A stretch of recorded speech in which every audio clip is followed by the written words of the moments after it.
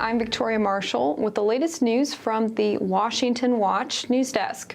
North Carolina residents hit hard by Hurricane Helene are still reeling from the storm's catastrophic effects, as they are now more than 5 days without necessities, including water, gas, power, and cell phone service. More than 1,000 people remain missing, and the death toll continues to rise as search and rescue crews discover more bodies. Florida Congressman Corey Mills is helping to rescue Americans and give them much-needed emergency supplies. He told Fox News yesterday that FEMA is largely MIA.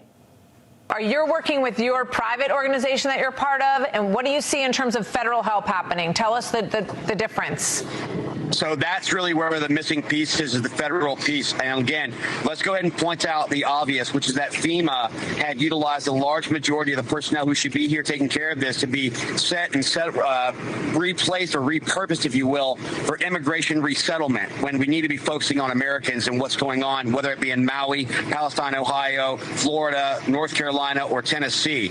But I'm actually working with great organizations like Mercury One, charity for Glenn Beck, Universal Air, as well as for Sentinel Foundation, and so many others. This is a group project where Americans are coming together to answer the call for Americans when the federal government fails to act.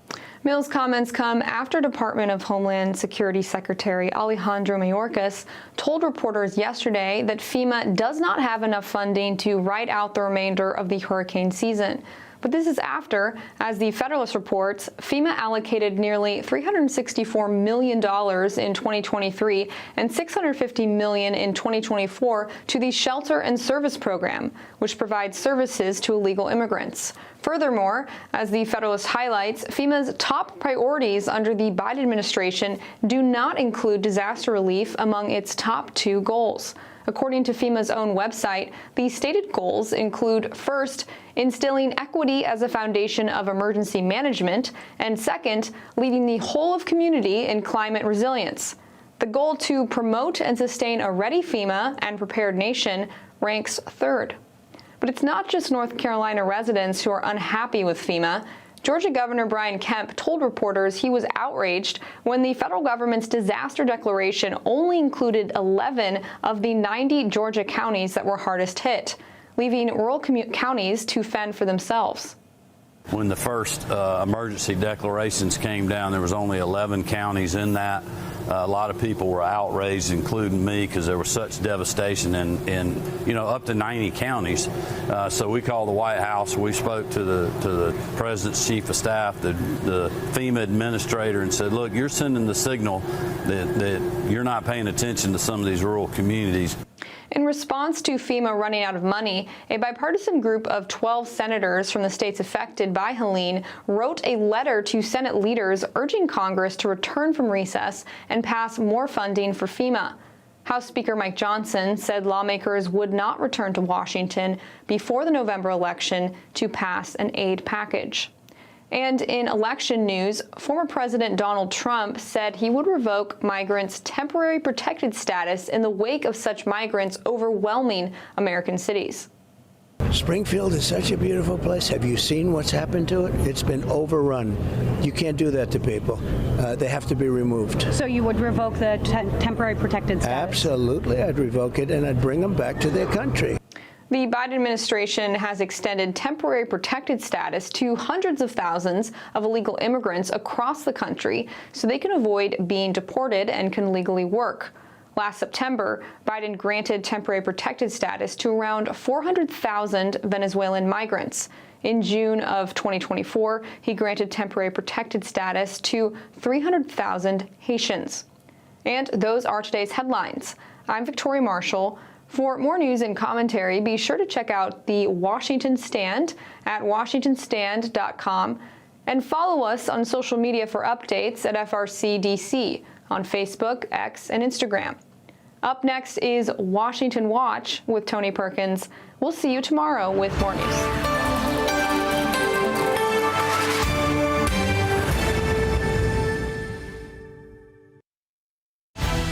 From the heart of our nation's capital in Washington, D.C., bringing compelling interviews, insightful analysis, taking you beyond the headlines and sound bites into conversations with our nation's leaders and newsmakers, all from a biblical worldview. Washington Watch with Tony Perkins starts now.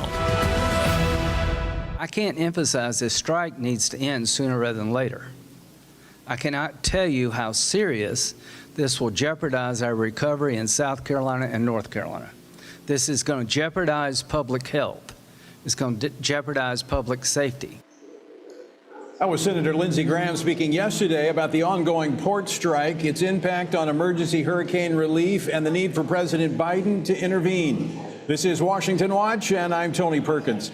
We're broadcasting today and tomorrow from the Real Life Network booth at the Omni Shoreham Hotel in Washington, D.C., the site of this year's Pray Vote Stand Summit. Well, President Biden has announced that he will not invoke the Taft-Hartley Act to compel the International Longshoremen's Association dock workers to return to work. Instead, Transportation Secretary Pete Buttigieg has focused attention on the ocean carriers, suggesting they may engage in price gouging. Texas Congressman Randy Weber will join us with more on the topic. And on the international front, we're not looking for a wider regional conflict. We're not seeking war with any group or organization or country in the region. We continue to engage the Israelis, very frequently. We are certainly talking to them about their response, but what their response might be, I'm just not going to speculate further on. But we do continue to engage with them, and I'll just have to leave it at that. That was Deputy Pentagon Press Secretary Sabrina Singh speaking earlier today. We'll be discussing the situation in the Middle East and why you should be watching it with former Congresswoman and Republican presidential candidate Michelle Bachmann. Edward Graham of Samaritan's Purse will also give us an update on relief efforts following Hurricane Helene, which may turn out to be one of the most devastating natural disasters in U.S. history. And in some encouraging news, Pastor Carter Conlon of Times Square Church in New York has been speaking on Ivy League campuses, and the response has been nothing short of amazing. He joins me to talk about the growing spiritual openness and hunger among America's youth. And speaking of the Pray Vote Stand Summit taking place this weekend, the summit has attracted more than Christians, it's attracted detractors. The George Soros-funded group Faithful, or Faithless America, the anti-Christian organization, erected a golden calf in front of the hotel where we're holding the summit. We'll be praying to tear down those idols that Faithless America and other God-haters have erected in our nation. And you can be here, whether or not in person. You can still join us on the Real Life Network. Download the Real Life Network app in the App Store. Well, lines of container ships anchored outside U.S. ports from Texas to Maine are backing up, and the largest dock workers' strike in nearly 50 years threatens shortages throughout the country. President Biden told reporters today he thinks negotiators are making progress, despite a lack of scheduled negotiations between the International Longshoremen's Association and their employers. Considering the possibility of severe supply chain disruptions impacting everything from groceries to auto parts to medicine and pharmaceuticals, what can we anticipate in the coming days? Join me now to discuss this is Congressman Randy Weber. He serves on the House Committee on Energy and Commerce and the Committee on Science, Space, and Technology. He represents the 14th Congressional District of Texas. Congressman Weber, welcome back to Washington Watch. Thank you, Tony. Glad to be here. So you serve on the Energy and Commerce Committee, and I'm sure you're tracking this very closely, especially given the ports in Texas. What can you tell us? Well, we are tracking it very closely. District 14, my district in Texas that I'm privileged to represent, has 7 ports. We have more than any other member of Congress in the country. Some have 4, we have 7. So we're watching this with a great degree of interest, obviously. As you know, the union announced today that if they started moving ships from the East Coast to other ports, that those workers there would not unload those ships. You actually hit on it earlier, Tony. The president is MIA. The Taft-Hartley Act, I don't know if, for our listeners, was, I think, 1947. And here's the thing. Congress overrode President Truman's veto. It was that important to them to get this handled. 80-day cooling off period, but yet again, President Biden is missing in action. Is this not this violent cycle of bad policy? I mean, what we see here, the dock workers, is this not in part due in part to the failed economic policies of the Biden administration that had triggered the inflation that has driven costs so high?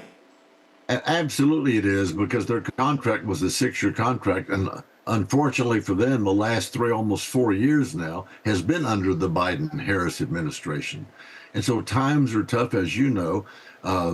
Americans, the credit card debt is at the highest it's ever been. 2 out of 3 Americans have their cards maxed out. They can't afford houses. You have to have a salary of about $120,000 to afford just a modest home. And we all know what Biden's been doing to fuel prices and grocery prices and those kinds of things. So I can understand why the union, when it comes time to renegotiate their contract, would say, we've got to have more money. Bidenomics is killing them. So in the meantime, the Biden administration, the Biden-Harris administration creates this problem as they stand on the sidelines. But this is going to have a domino effect, is it not? Because so many other industries are affected by what comes off of those ships. Well, absolutely it will. And of course, the Biden-Harris group, they don't care about trade. They don't care about America being preeminent in anything, much less exporting energy or goods across the big pond, as we like to say, or receiving them into our country. This is about election year, Tony. They're not going to do anything that would upset the apple cart. They've always stood for unions. They've never actually done anything that would actually help the economy in terms of shipping in and out. And that goes for LNG, which we have a lot of in our district. This is just yet another example of where they're missing in action. Congressman Weber, okay, so they're aligned with big labor, the dock workers, but consumers are going to suffer as a result of this. How long does this drag out, and what could be the political implications for that, as well as the economic implications? Well, we hope it's over soon, because we don't want people to suffer. We would think that the political implications, if the American public catches on, this could be handled by the Biden administration if they had the guts to do it. Then this doesn't have to drag on like they're dragging it on. They could get involved, like I said, with the Taft-Hartley Act, because it was put in place for that very reason. And yet, as you pointed out, they hang with big labor. They don't care about consumers. That's why, you think of their economy. That's why they've had the highest inflation in a long time. That's why they want to give away free college tuition. Doesn't matter that I went to college, me and my beautiful bride and our 4 boys, U of H graduates, that we paid for our own college. No. It's about government giveaways. What can they give away to win this election? And it does not matter who pays for it. If it's you, if it's me, it doesn't matter. They're going to make sure that they get reelected. Congressman Webb, I want to switch gears a little bit on that topic of government giveaways. Another topic that you are very familiar with there in Texas, I know, because my state borders with yours in Louisiana. Hurricanes that have come through, FEMA and their response to these storms. Of course, we now have what could be the most devastating natural disaster in U.S. history.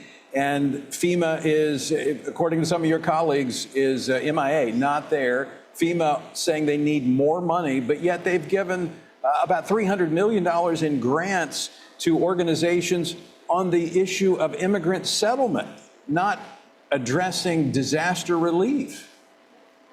Yeah, $300 million in 2023, if I've got it right. In 2024, I think it's more like $600 million. They're more, and you know this. This administration is putting illegals on airplanes with no credentials. Now, Tony, you and I cannot get on an airplane without having an ID and going through the vetting. And yet this administration, along with FEMA, cares more about helping illegals in this country than they do American citizens. They're crying about not having enough funding. You heard the director of FEMA make that comment. And yet they've been giving their money to illegals. What did they expect? Yeah, and I know that firsthand. As much as I traveled out of my home city of Baton Rouge, I know the TSA agents, and I've had conversation with them about the illegals that have been put on planes by federal authorities with no ID other than, get this, a voter registration card. That was their only ID that they had. It's a double whammy in terms of law and order.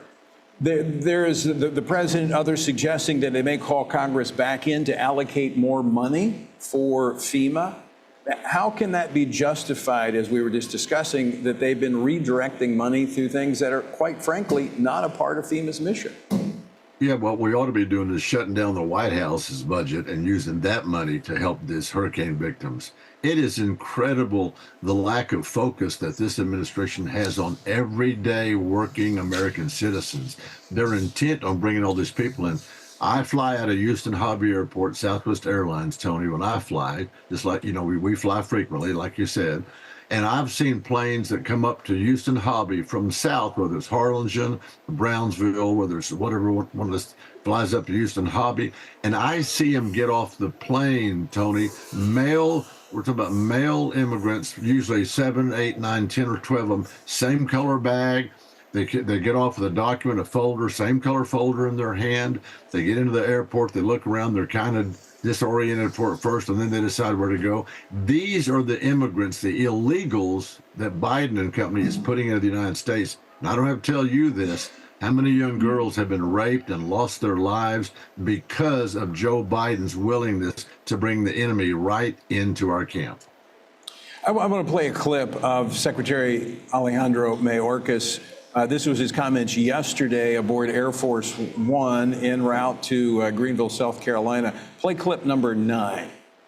We are meeting the immediate needs with the money that we have. We are expecting another hurricane hitting. We do not have the funds. FEMA does not have the funds to make it through the season and what is imminent. Congressman Randy Weber, is this not time to reveal to the American people? I mean, we saw an assassination attempt almost succeed on former President Donald Trump, and we saw, as early reports have come out, of really just the chaos within the Secret Service. Primarily, I would say the evidence points to a prioritization of DEI as opposed to qualifications and efficiency. Here we see Americans suffering still, days after this hurricane. FEMA saying we don't have enough money, they don't have enough personnel, but they've diverted money and personnel to the immigration issue. Isn't this time the American people make a decision on which way they want our government to go? It absolutely is, Tony. Now think about how crazy this is. Alexander Mayorkas said, for the whole 3.5 years gone by, almost 4, he said the border is operationally secure. You remember him saying that, right? Lying through his teeth. And yet, so why did they feel the need to spend, what was it, $324 million in 23 and almost $650 million in 24 for an operationally secure border? Gosh, that doesn't make sense to me. They can stand there, Tony, and lie through their teeth to the American public because that's their agenda, is to bring more illegals in here to vote. You pointed out the fact they have a voter certificate or voter registration, I think it was. And so they're trying to get where they get more population in the states, the blue states, so that they can take over the election on presidential day. I certainly hope the American people see what is happening before their very eyes. Congressman Randy Weber, we're out of time. Always great to see you. Thanks for joining us. Thank you, Tony. Appreciate you all. Stick with us. We're back with more after this. Are you a Christian parent looking to raise a spiritual champion in today's culture? Renowned author George Barna has written a new book, Raising Spiritual Champions. This book offers valuable insights based on extensive research conducted by George Barna, the Family Research Council, and Arizona Christian University. Learn how to help your children discern biblical truth and find compelling meaning and purpose. Don't miss out on this essential resource for parents. Order your copy today. Hello, I'm Jody Heiss, president of FRC Action. Here in America, we thank God for the right to vote, and we can all agree on the importance of this upcoming election. Many of us want to support candidates who share our values, but we're not comfortable supporting the big national political organizations. Well, we have a solution for supporting candidates through FRC Action's Faith, Family, and Freedom Fund. Being a super PAC, it allows for unlimited individual and corporate donations. so we can endorse and fund campaigns for people who share our values. By giving to this fund, we're able to pull all of our contributions together and support and endorse like-minded candidates. That's how we move the needle. So let's be the best stewards possible and get the most out of our political contributions by uniting our efforts. For more information or to contribute, visit faithfamilyfreedomfund.org. Thank you so much, and God bless you.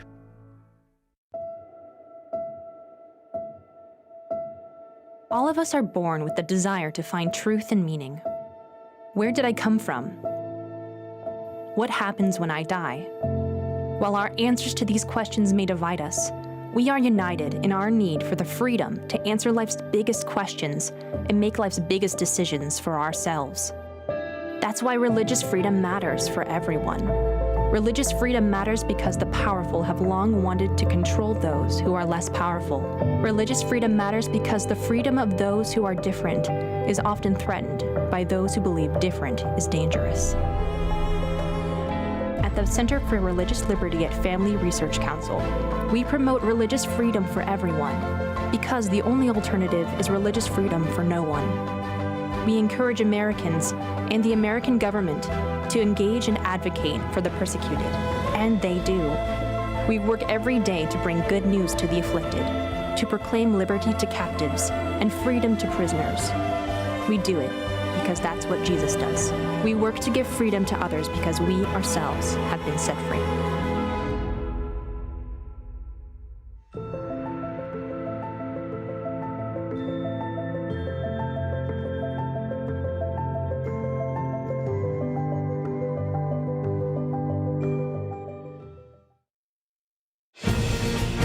Welcome back to Washington Watch. I'm Tony Perkins, your host, and we are broadcasting live from the Real Life Network booth at the Pray Vote Stand Summit here in our nation's capital. You can find out more. Download the Real Life Network app, and you'll be able to participate and watch the entire Pray Vote Stand Summit. Well, the Israeli military struck Hezbollah's intelligence headquarters in the heart of Beirut today as a part of a series of airstrikes in Lebanon targeting Hezbollah fighters. Now, this came after the IDF issued evacuation warnings for additional towns and villages in southern Lebanon, where its troops are fighting terrorists. Meanwhile, many UN member countries continue to call for appeasement as they seek to restrict Israel from defending its very existence. Joining me now to discuss this and more is former Congresswoman Michelle Bachmann. She served on the House Intelligence Committee during her time in Congress. She is now the Dean of the Robertson School of Government at Regent University, and she is the chair of FRC's Board of Directors, as well as the co-chair of the Jerusalem Prayer Breakfast. Michelle, welcome back to the program. Thank you so much. Great to be with you.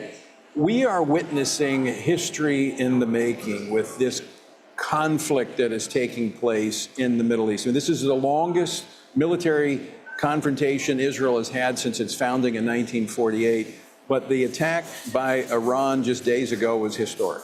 It was historic, and I think the mainstream media hasn't told the public how historic this is. In the whole 5,000-year history of mankind, this is the largest ballistic missile attack ever in history. And it was Iran, almost 200 ballistic missiles. These are the huge, large, very powerful, destructive missiles. Fast-moving that Iran sent to Israel. Iran is very far away from Israel, and these missiles take about 12 minutes to hit their target.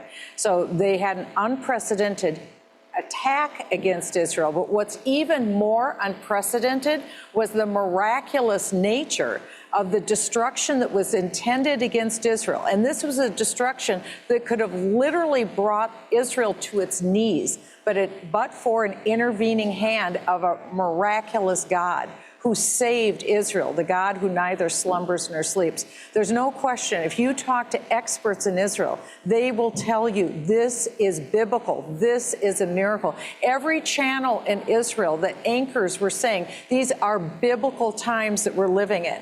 They were incredulous. People who are secular are saying for the first time they believe God, because not only did not one missile hit and kill one Israeli, Not one of those missiles in a very small country where there's not a lot of extra room.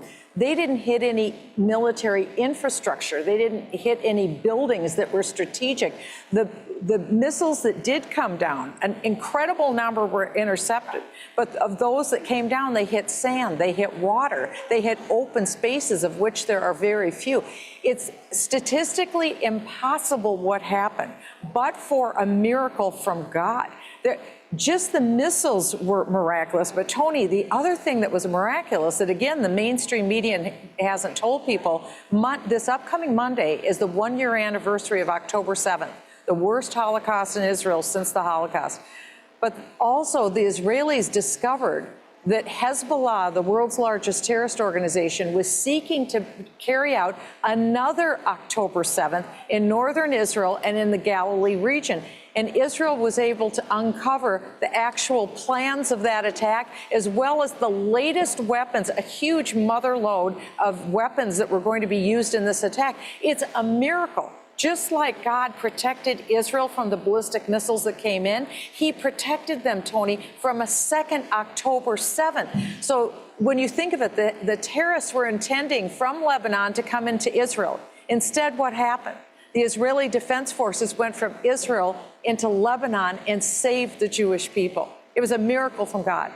Speaking of going into Lebanon, confronting Hezbollah and taking out their launching sites, taking out their leadership, that's going to be a critical step if they're going to do a direct confrontation with Iran, which we believe is coming. They have said as much. Yes. So this is an important intermediate step. Well, it had to be done. And the Israeli leadership has known that they have to take out the Hezbollah leadership and remove the missiles. Over 50% of the missiles aimed at Israel, there were 200,000, over 50% are already gone. So Lebanon is the forward operating base for Iran.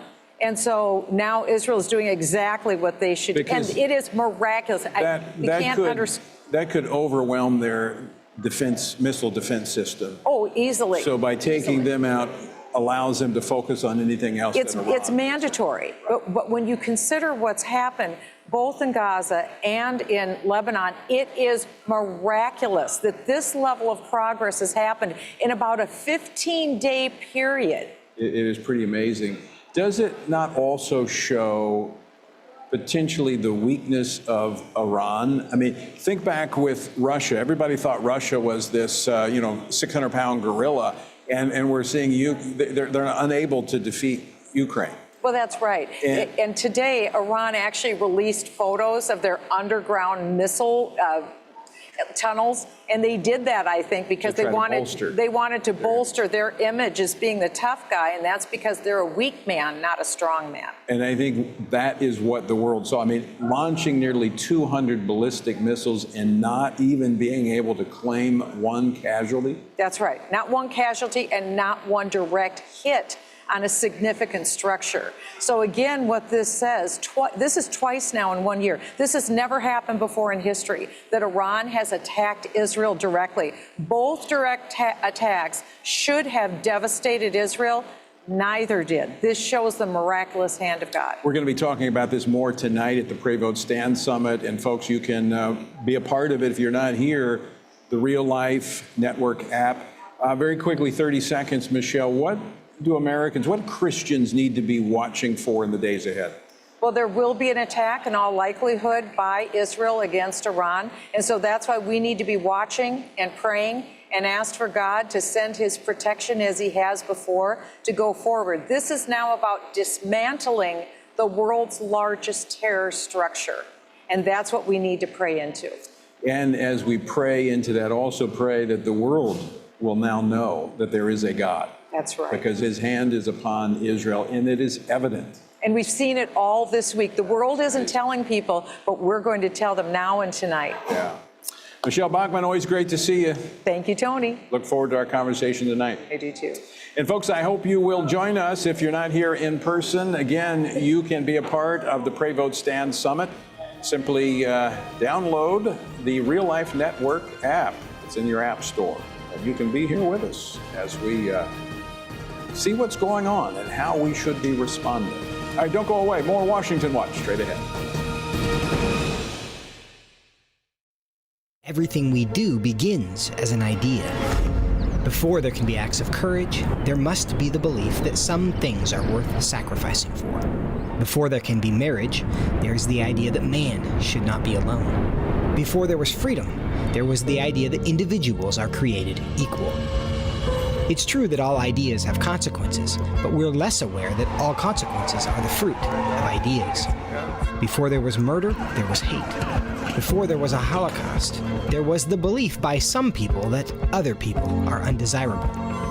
Our beliefs determine our behavior, and our beliefs about life's biggest questions determine our worldview. Where did I come from? Who decides what is right and wrong? What happens when I die? Our answers to these questions explain why people see the world so differently. Debates about abortion are really disagreements about where life gets its value.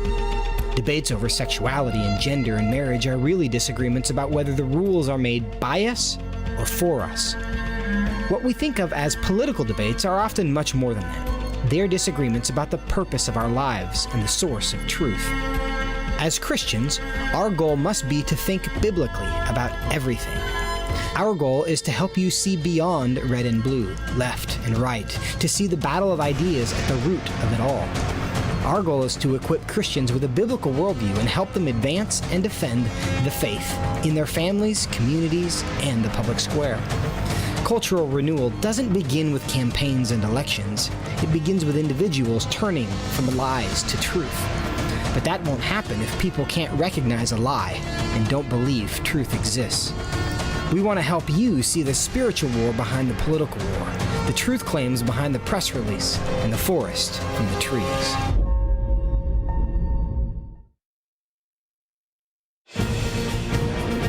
Welcome back to Washington Watch. I'm Tony Perkins, your host. Good to have you with us. The website, TonyPerkins.com. We are broadcasting live from the Real Life Network booth here at the Pray Vote Stand Summit at the Omnishorum Hotel in Washington, D.C., the site of this year's Pray Vote Stand Summit.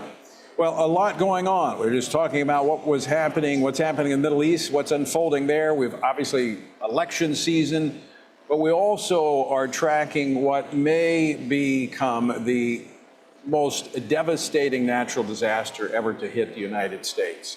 And this will be years in the recovery, but it's already become a political issue. But for those on the ground, those affected by that, those that are doing the rescue and the relief efforts, it's anything but political. There are heartbreaking stories that continue to emerge from parts of Florida, Georgia, North Carolina, and Tennessee. And we know that these stories are going to continue, and the relief effort, as I said, is going to be years in unfolding. Well, joining me now with an update on what Samaritan's Purse is doing in various parts of the country is Edward Graham, Chief Operating Officer for Samaritan's Purse. Edward, welcome back to Washington Watch. Hey, Tony, thanks again for having us on. We appreciate it. Well, always great to check in with you. We know you guys are hard at work there on the ground, as we talked about last time you were on earlier this week. You're right in the middle of it. You're ground zero because Boone was one of the areas hit. That's one of your relief sites. Give us an update on what you've seen since we talked last in the recovery effort and how that is unfolding. Yeah, Tony, you brought up a good point about it being a political season. I was talking to a man that owns a very large construction company up here locally called Vinoy Construction. And Eddie Vinoy goes, you know what, Edward, I just see people loving and serving one another. And I was like, you're right, sir. No one's asking Republican or Democrat. It's people loving people. It's people serving in the ditch, going down and helping their neighbor that has been horribly affected. There's still so much loss and devastation.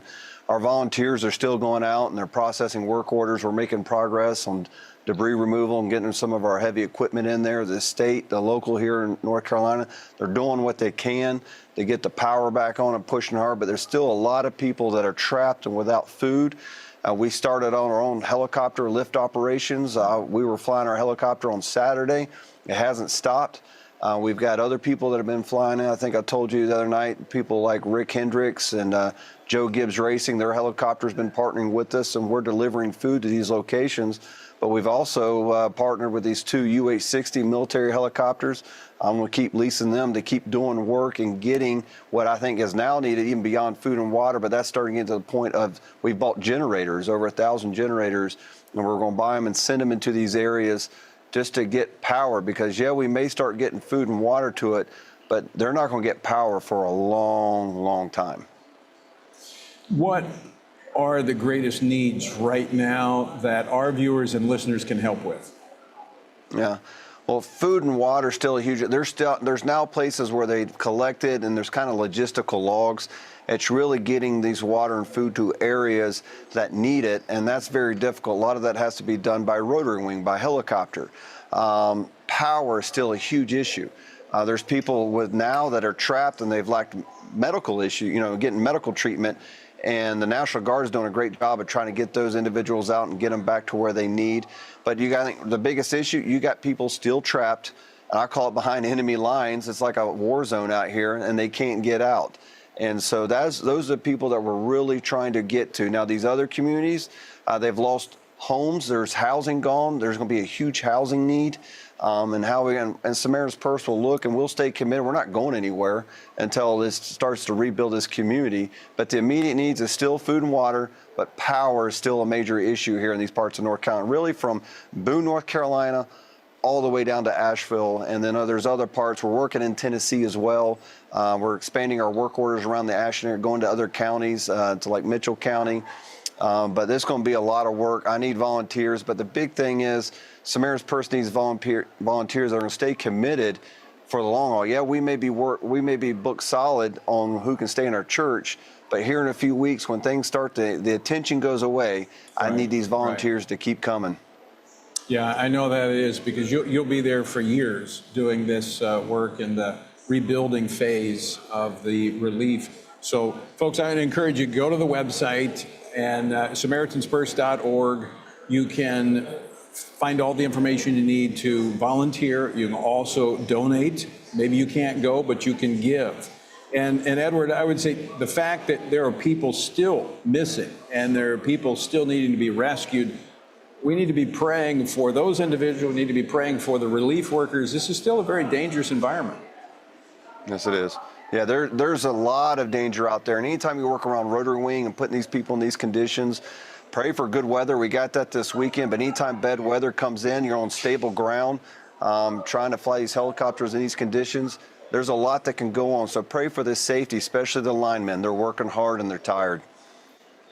Well, we will continue to pray, and we're going to be checking in with you periodically. Let us know what we can do to be more helpful. Well, I appreciate it. I think my sister's up there at that conference, so tell her I said hello. We definitely will. Sissy's speaking up here. We're glad that she was able to join us. Edward, always great to see you. I will see you later. Thank you, Tony. All right, Edward Graham with Samaritan's Purse. And again, I know that if you're a frequent listener, you know I talk about them every time there's a disaster, and there's a reason. They're among the best. I've worked with them. They've been at my church. Unfortunately, Louisiana, we've had a lot of disasters, and they have been among the best.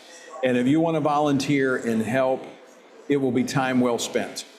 No time is wasted, and you will be highly blessed by joining with them. So find out more. Go to the website, TonyPerkins.com. All right, when we come back, we're going to take a look at what's happening on college campuses, Ivy League college campuses, something that actually might encourage you. Pastor Carter Conlon joins us next here on Washington Watch. Don't go away. Join us October 3rd through the 6th as we gather with spiritually active, governance-engaged conservatives from across America at the Pray, Vote, Stand Summit in Washington, D.C. We'll pray for our nation, engage in government and culture, and stand for biblical truth alongside Christian leaders, worldview experts, and government officials. We'll discuss important issues like the sanctity of life, religious freedom, protecting students, strengthening families, praying for our nation, and how you can impact America's future from a biblical worldview.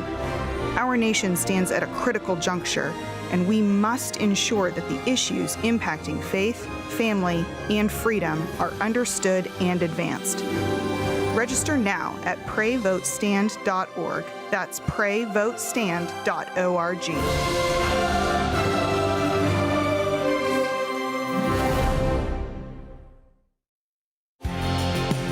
Jesus said in John 15, "These things I have spoken to you, that my joy may remain in you, and that your joy may be full." In 2024, in these divided and uncertain times, how can this be possible? By abiding in Him through His Word. At Family Research Council, we want to help you do that, which is the reason for the Stand on the Word Bible reading plan. In just 10 to 15 minutes each day, you will have read the entire Bible in just 2 years. But more importantly, you will be abiding in Him daily. Find our Bible reading plan at frc.org/Bible. And join Tony Perkins each weekday for a 10-minute devotional inspired by the daily reading and designed to encourage you on this journey through the Bible. Listen on Apple Podcast, Spotify, and YouTube. And remember, the grass withers and the flower fades, but the word of our God will stand forever. Research has found that there are 59 million American adults who are a lot like you. There are millions of people around the country who are born again, deeply committed to practicing their faith, and believe the Bible is the reliable Word of God. But that's not all. They're also engaged in our government. They're voters. They're more likely to be involved in their community, and they're making a difference in elections. The problem is that a lot of them feel alone too. We want to change that. FRC wants to connect these 59 million Americans to speak the truth together, no matter the cost. If you want to learn more about this group and what it means to be a spiritually active, governance-engaged conservative, or if you want to find out if you are one of these sage cons yourself, join us. Go to frc.org/SAGECON, SageCon, to learn more. That's SAGECON, SageCon, to learn more. Welcome back to Washington Watch. I'm Tony Perkins, your host, and we're broadcasting live from the Real Life Network booth here at the Pray Vote Stand Summit in Washington, D.C. And you can be a part of it, even if you can't make it here. If you have the Real Life Network app, you can watch the entire event. So go ahead and download the app and join us beginning tonight. As we have a worship service, we'll have a panel discussion on Israel and much, much more. Well, our word for today comes from Ecclesiastes chapter 6. There is an evil which I have seen under the sun, and it is common among men. A man to whom God has given riches and wealth and honor so that he lacks nothing for himself and all he desires, yet God does not give him power to eat of it, but a foreigner consumes it.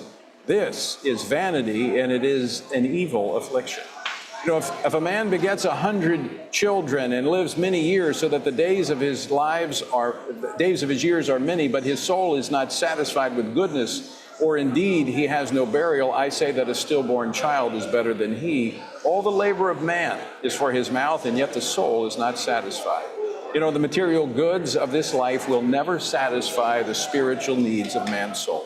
So, set your eyes and heart on that which is eternal, and you'll gain the temporal in the process. To find out more about our journey through the Bible, text Bible to 67742. You may recall the weeks-long revival that began at Asbury University last year. Well, there have been more revivals popping up on college campuses across the nation.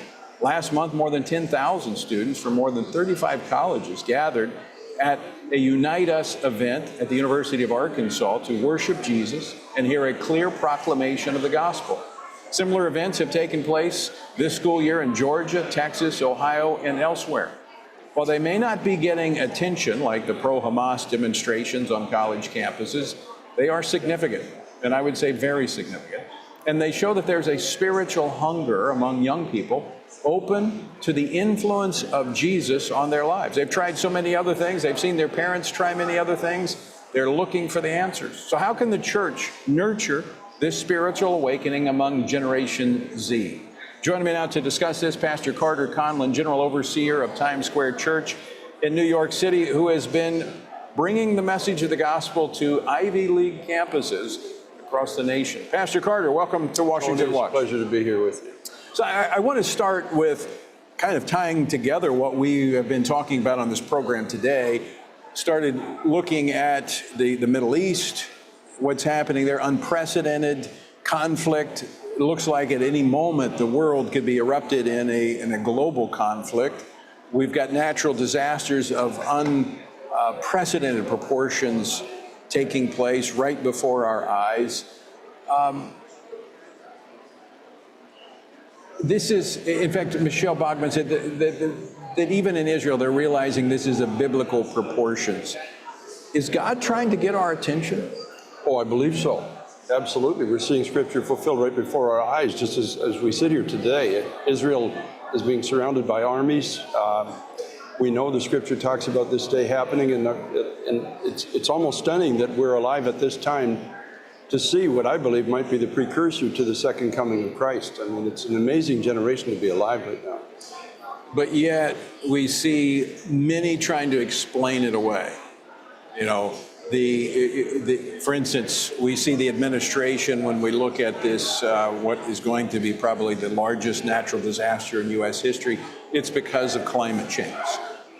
Ignoring that this could very well be the warning that Jesus talked about. And Jesus said, look for these things so you can determine the seasons. We see what's happening in the Middle East. How do you explain away that 200 ballistic missiles fired on Israel and not a single Israeli was killed? Well, that's the hand of God, just protecting his people for this season that we're now in. But the people who explain it away will be explaining away the rapture of the church one day. It's the same spiritual blindness and darkness that has gripped other nations before this season that we're now living in. The godless choose ignorance over light. That's just their choice. But we're seeing something happening on college campuses where there is an opening, where there are those that are not buying what I will call the left is selling. Well, it's amazing. I mean, I think, Tony, that we might be on the precipice of another 1960s youth revival again in this generation. And it's not just the Christian kids. I was recently at Cornell University where I spoke there for an evening, and 400 students came out to hear an argument about the existence of God or Jesus Christ. They didn't even know what they were going to hear. I just got up and shared my story, talked about the Christian life, talked about the fact that God has a bigger plan for these young people than they have for themselves, and asked them if they'd ever considered a relationship with God through his son, Jesus Christ. After about 25 minutes of sharing, I explained an altar call. They didn't know what it was, most of them. They had no church background. And I explained about it's your first step in agreement, in a sense, to what God's speaking to your heart tonight, which many of you know is true. And you want this. You want a relationship with God through his son. You want the plan that God has for your life. Even though, I said, even though most of you are guaranteed six-figure salaries even before you graduate. The world is handed to you on a silver platter, in a sense, from institutions like this. But you know in your heart you're empty. You know in your heart it doesn't satisfy. You know in your heart that there's no future without God. So would you consider? And when I gave that opportunity, half of the room, almost 200 students, came forward. They fell at Cornell University. Yes, and many of them fell on their knees and they began to weep. I didn't tell them to weep. Then they got off their knees after a season and they started confessing sin. Not everybody, but many of them, openly confessing sin. And then they began to shout and rejoice and dance. It was amazing to see. So what is, I know the Holy Spirit, but what is setting up this moment? Why is this moment so right for this spiritual awakening? Part of it is sovereign, obviously, but the other part is these young people are bright, and because they are bright and they are thinkers, you know, many of them, they don't see a future. They look out, and maybe a lot of people are blind to it, but they see the writing on the wall and say that I don't have a future. And most of these kids are not radical. They just want a good job. They want to raise a family. They want to get married. They're not part of the fringe groups in a sense that are, you know, chanting in all the stuff outside. They just want to live life. And they're looking at the world, and it's actually their intelligence that's bringing them to an understanding or a conclusion that I need something more than what I have here. I need something more than what the world is offering me. Why am I feeling so empty?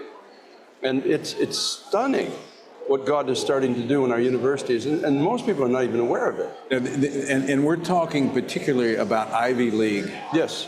universities. Yes. And this is where, if you want to draw lines to where a lot of our problems are today, it goes back to these Ivy League institutions. But now we find a generation open to the gospel. How are the institutions responding to this? Well, when it's student initiated, they can't stop it. You know, and these are student initiated. It started with Yale a couple of years ago. I got a call, we got a text from, an email rather, from one of the chaplains at Yale saying, some of our students have been watching we have a prayer meeting on Wednesday night that's gone worldwide.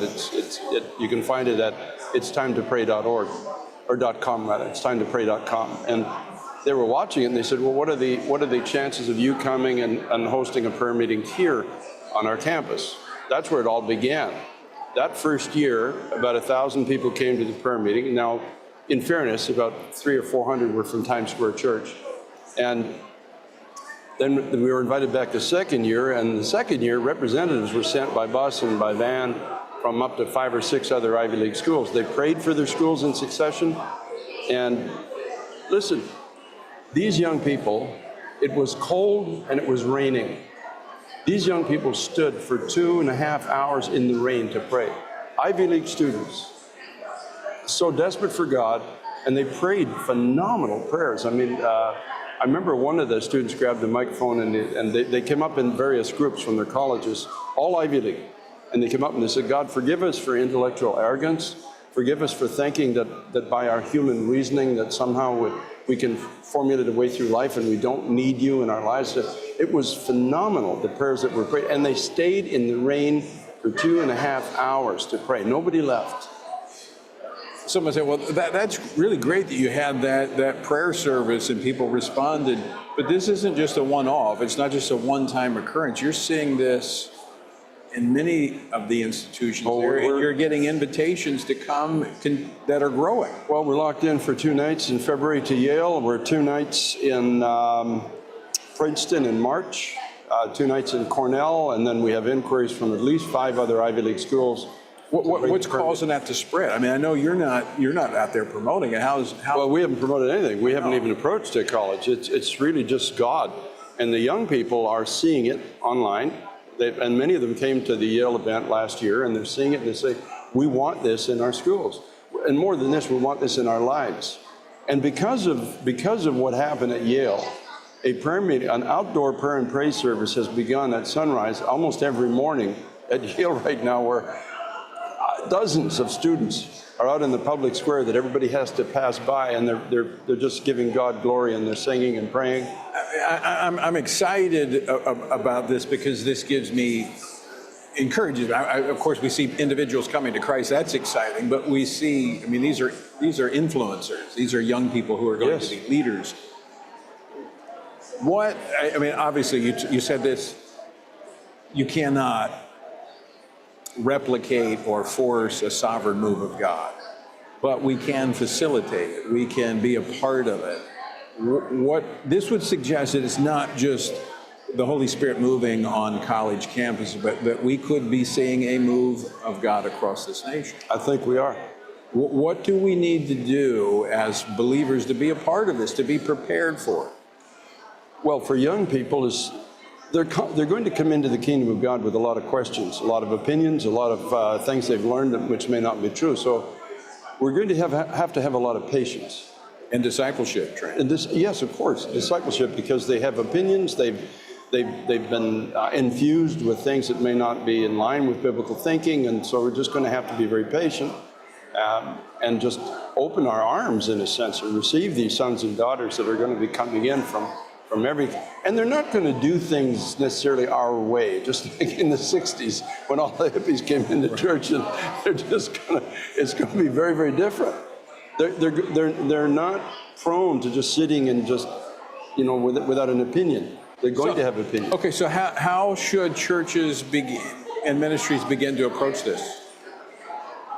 Get ready with a very solid, sound new believers discipleship training course, and start from A and go to Z. This is what the Bible says, because they don't have a biblical worldview.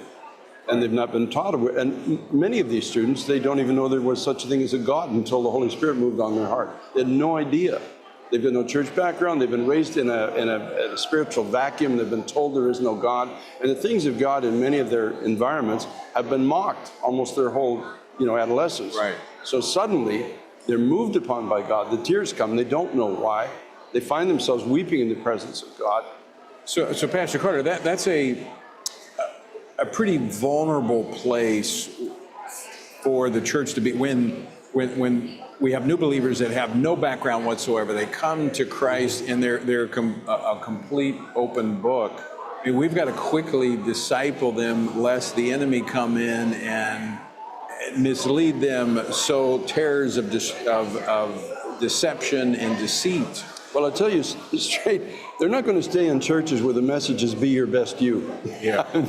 They want truth. They want to say, give me the basis as to why I can believe this, what it means for my life, why Jesus Christ has a legitimate right to my future. Just tell me the truth. Don't soft pedal it. Just tell me what it says and let me make an informed decision. So it goes back to that biblical worldview. That's where Yes. I would encourage churches that are in college towns in particular to be prepared for this and to begin those outreaches and prepare the curriculum that will just help disciple. They have to be ready because they're coming. Won't be long. The way I'm seeing it start to unfold, it's starting to gather a momentum now. And it won't be long before in our Ivy League schools we start seeing groups of 500-600 students meeting, and many of them come into Christ, and they're going to want to find churches where they can be discipled. So we need to be ready for it. Great opportunity for the church. We can just join with God in what He's doing in this hour. Well, keep in mind, these are tomorrow's leaders. Yeah. This is a phenomenal opportunity. Pastor Carter, we just got a couple minutes left. We're here at the Pray Vote Stand Summit. Our focus really is praying. We're pleading for God to rend the heavens and come down. This is a challenging time for the church, not just in America, but the world. We just described earlier, the world is unsettled, it's unstable, we're living in tumultuous times. But Jesus said we're going to have peace and joy in these times, and these can be some of the most consequential times in the history of the church. Phenomenal, but what an opportunity. I often use this scripture, but in Acts 27, the people weren't interested in what Paul had to say until the ship was going down. Right. And our times are tumultuous. We are in a storm of epic proportions, socially, every conceivable way. But suddenly, the ears of people are turning towards those who know truth and saying, tell me what you believe. Why do you have such confidence? Why are you still smiling? Don't you know what's going on out there? And you and I need to be ready to give an answer. And, to using an illustration with Paul, when the ship went down, he was fine. He had his floaties on, he was doing the backstroke. Be of good cheer, he said. Yeah. Be of good cheer, the ship is going down. Even had the viper bite him and he threw it off like it was nothing. Yeah. That tells me he was at peace. He was. Pastor Carter Conlon, thanks for being with us. Pleasure, Tony. And we will see you tonight. You'll be speaking at the Pray Vote Stand Summit here this evening. Look forward to it. All right. Love you, brother. Well, folks, I do encourage you to be a part of this year's Pray Vote Stand Summit. You're going to have messages that will encourage you, challenge you, educate you, and prepare you for what God is doing in this hour. This really is an exciting time to be a Christian, to be alive. Yes, it's challenging, but you know what? Without a challenge, we don't see God move.